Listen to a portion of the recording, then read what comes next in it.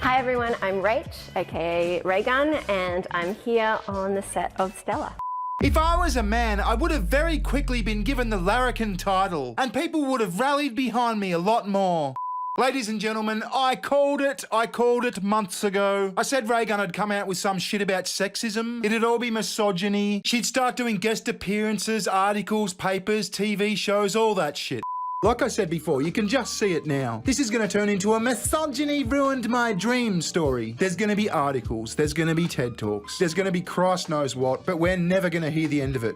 Turns out her first one is a photo shoot for a magazine called Stella. Now, I'd never heard of Stella, but in a fascinating twist, I've come to find out I actually get Stella delivered to my house, like every Sunday morning. It's like an insert I never read in a paper I never read. So yeah, there you go. Now, as she was getting dolled up and snapped, which I mean, I kind of think she looks better without all that makeup and shit on. They've made her kind of look like a bit of a bitch. But as she was getting photographed, she did an interview. She answered a whole bunch of questions about how she's feeling and how she's coping with the fame and how is she handling her feelings and a whole bunch of gay shit. Now let me make this clear, as I have in the past. I don't hate Raygun. I kind of wish the best for her. I think she made an absolute fool of herself and the world pointed and laughed at her. But as you're going to see in this interview, she kind of takes that pointing and laughing as hate and abuse and attacks. Anyway, let's have a look. Let's go! Bearing.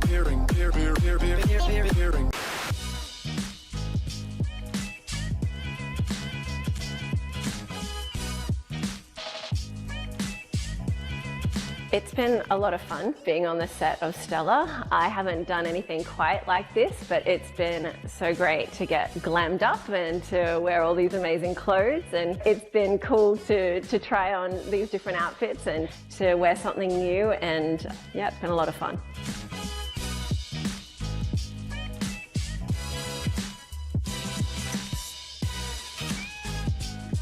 I think I've had a little experience stepping out of my comfort zone, putting myself out there, and I do think it is important and to challenge yourself. So, here we are.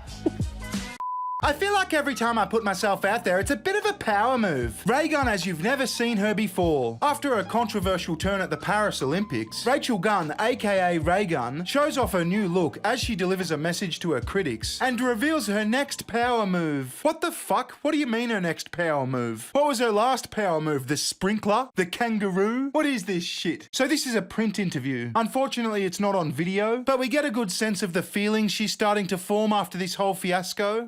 In the same year that Australia broke its record for Olympic gold medals, culminating in the country's most successful games, with female athletes accounting for 61.6% of our 86 medalists and 13 out of 18 gold medals, Gunn says the criticism levelled at her was the product of an unfair double standard that exists for women. I saw a great meme that was like, women aren't allowed to be silly, she points out, but I think if I was a man, I would have been very quickly given the larrikin title and people would have rallied behind me a lot more. Love, you're just wrong. You're completely wrong about this. They wouldn't have rallied around you a lot more if you were a man. I doubt you'd have even been there if you were a man. Remember that clip from The Project? It was like one of the qualifier judges that got her through to the Olympics. And even he said something like, yeah, me and the other judges, we were all saying, yeah, she's gonna get fucking eaten alive or something like that.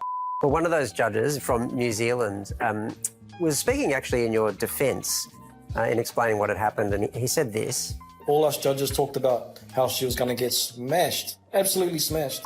Now, do you think anyone passed this on to Raygun? Because I don't think they did. I think it would have all been, oh, sister, you're just fantastic. You're so great, power to you. You go to the Olympics and you slay, sister. If she was a bloke, she would have been told the truth. You are shit. You don't stand a chance. You are going to embarrass your country. I think she's got this all wrong.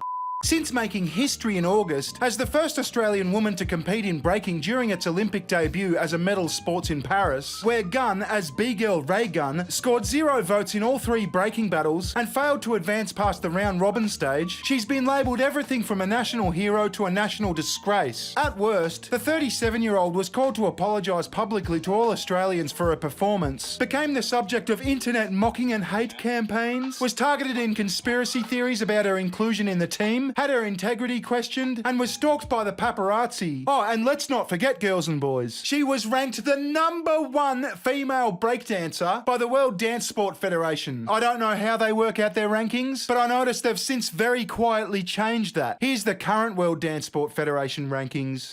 It's been so hard to process, she says of the media attention. My whole world has changed. My identity has changed. My relationships have changed. For better or for worse. It's times like these that you find out who your real friends are, unfortunately. And because things are still changing, it's just impossible to wrap your head around. It's hard to predict what it's going to be like when I leave the house. People really have tried to shame me, she says. This is a process that I'm working through, trying to resist that shame. I'm working through mental health stuff, seeing my psychologist, doing exercises when I don't feel like it, doing breathing exercises. My mental health is now something I have to look after. It's being exhausted. It's definitely taken a toll. Well, that's a shame. I kind of do feel sorry for her there. I mean, it would be a massive thing to have the spotlight put on you all of a sudden like that. But I don't think the sexism angle is going to help things. I mean, if you reckon there's haters around now, I don't think saying it's all misogyny and men are such fucking assholes is going to help. I mean, she's not literally saying men are all fucking assholes, but that's how people are going to take it, you know what I mean?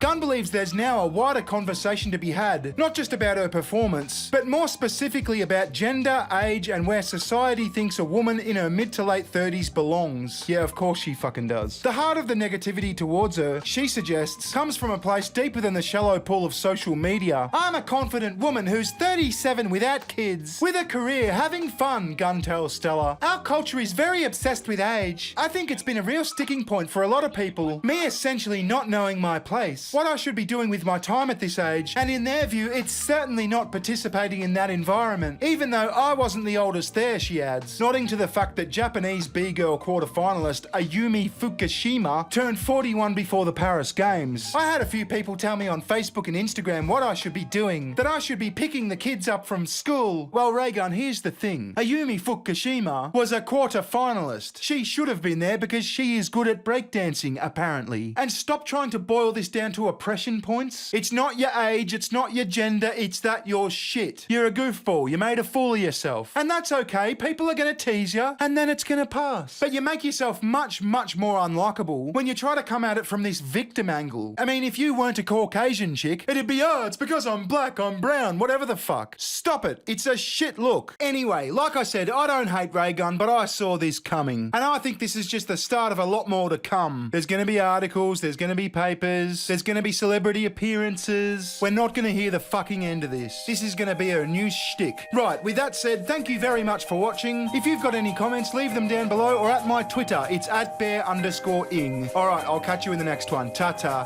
Bye-bye. Recession, session.